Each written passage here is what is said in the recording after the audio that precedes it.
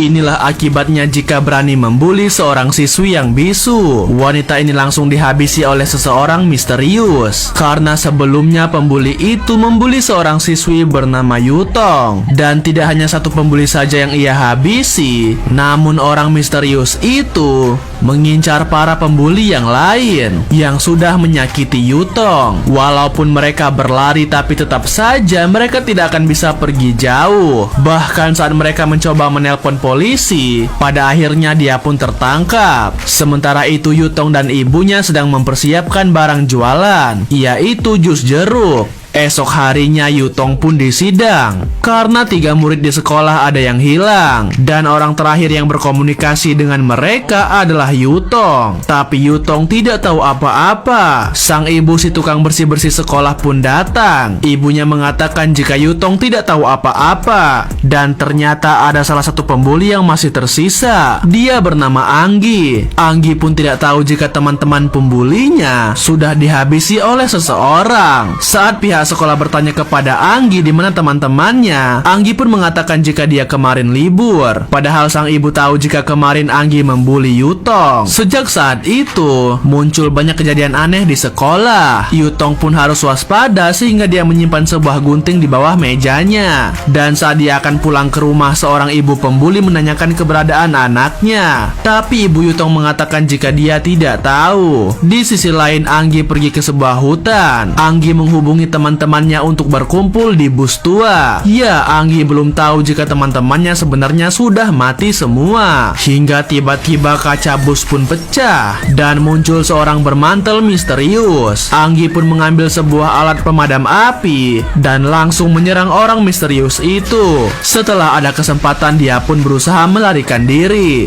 Tapi ternyata semua pintu telah dikunci. Pada akhirnya dia pun dihabisi.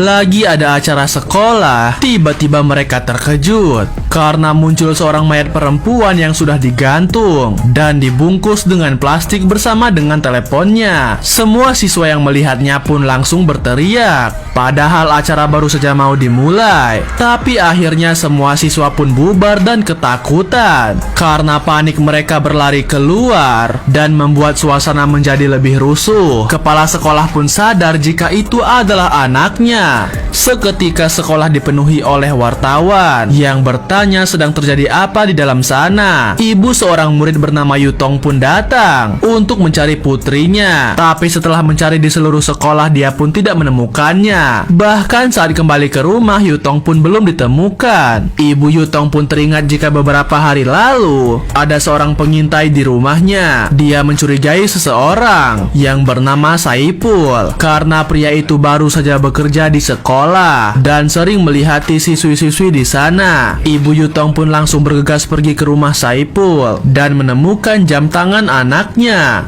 Ibu Yutong pun memperkirakan jika anaknya sudah diculik oleh pria misterius yang mengintai mereka beberapa waktu lalu. Ia pun melihat bukti goresan kuku yang mengarah ke sebuah ruangan, dan tentu saja ruangan itu adalah rumah milik Saipul. Tapi karena rumah itu dikunci, sang ibu akan masuk lewat jendela. Kecurigaan sang ibu semakin benar, tapi saat sang ibu akan memanjat, tiba-tiba dia tergelincir dan terjatuh hingga tangannya terluka. Untung saja sang ibu masih selamat dan berhasil masuk ke dalam rumah Saiful. Tapi dia tidak menemukan apa-apa. Saiful pun pulang. Sang ibu bergegas untuk kabur dari sana. Ia pun mengecek CCTV di daerah sana dan melihat Saiful sedang memasukkan sampah dengan kantong yang besar. Sang ibu semakin curiga kepada Saiful, padahal Saiful adalah rekan kerjanya. Dengan cepat sang ibu pun mencari tempat sampah itu. Tapi tiba-tiba dia menemukan seorang pria misterius lagi yang mengintainya beberapa waktu lalu. Mereka pun kejar-kejaran. Lanjut part berikutnya hanya di Snack Video.